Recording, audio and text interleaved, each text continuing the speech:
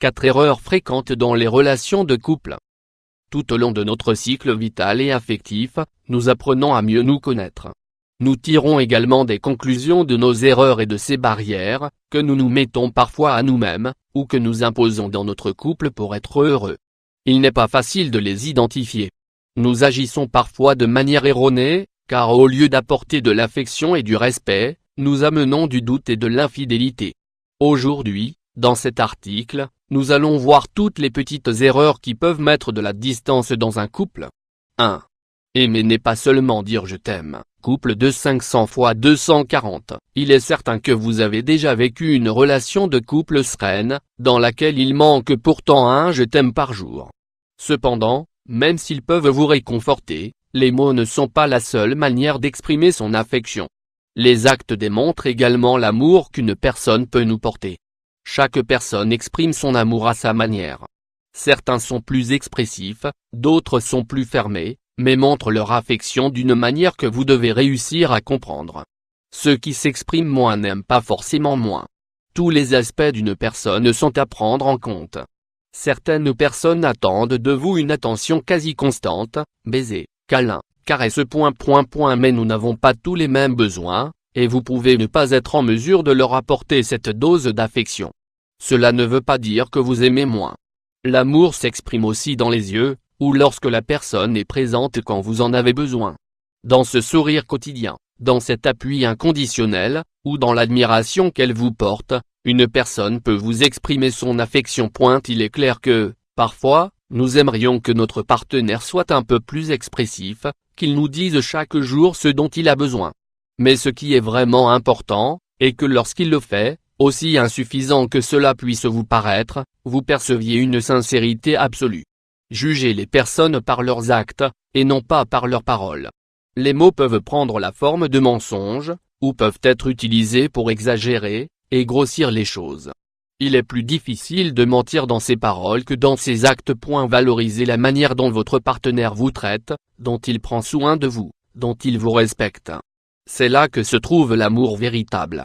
Si vous faites partie de ces personnes qui nécessitent une expressivité quotidienne, et que vous pensez que votre partenaire vous aime moins que vous l'aimez, parlez-en avec lui. Exprimez-lui vos besoins. 2. Aimer ne signifie pas tout donner, sans rien recevoir en échange. Relation amoureuse, c'est une erreur que l'on retrouve dans beaucoup de couples. Certaines personnes pensent qu'aimer quelqu'un signifie tout lui donner, tout lui sacrifier de manière inconditionnelle, et sans aucune limite. Mais faites attention, il faut aimer avec sagesse et équilibre. Offrez-vous librement à une personne, tout en sachant que vous allez former une équipe. Vous offrez et elle offre. Vous l'enrichissez et elle vous enrichit. Vous formez, grâce à votre maturité et à votre individualité, une seule entité au sein de laquelle vous grandissez ensemble chaque jour. Si vous donnez tout à l'autre personne, il arrivera un jour où vous vous sentirez complètement vide, mais également très frustré.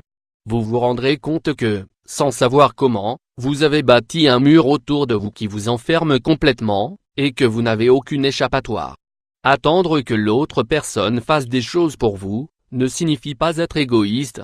Être en couple consiste à prendre soin de l'autre et à s'apporter de la joie. Dans les deux sens. 3.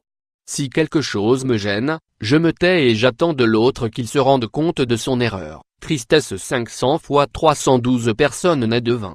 Une erreur, dans laquelle nous tombons régulièrement, consiste à penser que lorsque quelque chose nous blesse, ou nous gêne, notre partenaire va s'en rendre compte.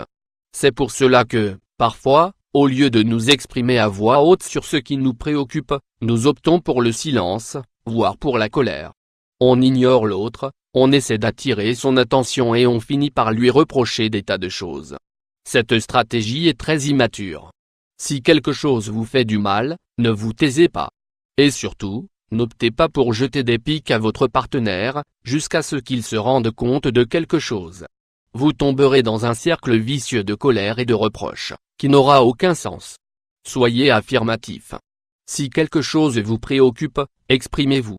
Si quelque chose vous fait du mal, dites-le à voix haute. Si vous avez besoin de quelque chose, demandez-le. Vous allez vivre des années avec votre partenaire, vous devez donc réussir à atteindre une relation faite de dialogue et de compromis, qui ne soit pas un champ de bataille. 4.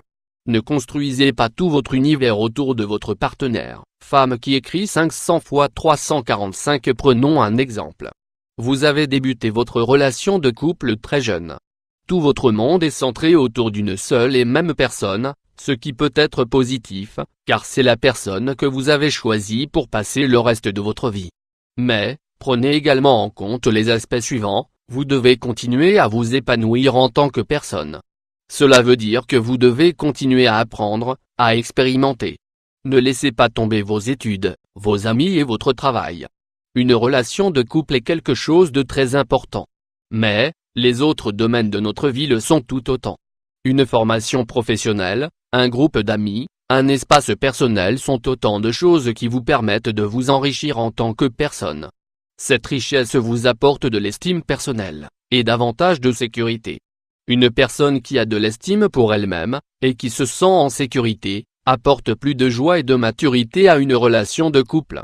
Si vous vous centrez exclusivement autour de votre couple, et si vous ne faites pas attention à votre épanouissement professionnel et personnel, vous vous sentirez frustré et vous accuserez votre partenaire de ce malheur. Grandissez en tant que personne, et au sein de votre couple. De cette manière, vous trouverez le véritable bonheur, sans aucun obstacle dans votre vie. Le jeu en vaut la chandelle.